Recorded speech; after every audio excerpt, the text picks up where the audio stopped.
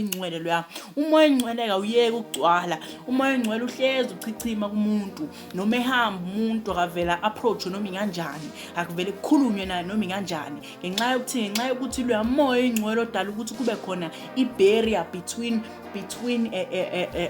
umuntu ongavela afika afuna ukuzohliphiza noma azoxhaphaza noma azothakatha noma azowenza ini azama ukuyenza kumsamo yakhe noma azofika kuwena. Ukholwa kwazi ukwenza umoya engcwele ukwazi ukwenza zonke leza zinto zibe completely blind kuwena. In fact kube ngazi ukuthi yonke into abasebeyenza mase bekhuluma ngeenkinga zabo uthi mina ngathakatha nganjena, kube ngazi ukuthi ihlaya because lento akubi into ejwayelekile kuwena, akubi into oyaziyo ngoba umoya engcwele uyakwazi ukuthi leza zinto uyihlehlise kuwena in such a way ukuthi kube ngazi ukuthi izinto engenzeki nje kwabantu nhlobo uze ubabuke bekhuluma ngazo besho ukuthi hayi ngenze ukuthi nokuthi. Kuma ngazi ukuthi mina kodwa kwazama nje ukwenza ngelinye ilanga, mina ngazi abantu abangaka abangangithakatha nabantu abangaka benza izinto enje, ingoba umoya engcwele uyakwazi ukuthi abathathe abasuse eduze kwakho noma sebezama ukufika kuwena abasakwazi ukufinyelela ngenxa ye-level of ukukholwa. And ngihlezi ngikhulela lento ukuthi abantu abaninamathele kwi-level of ukukholwa.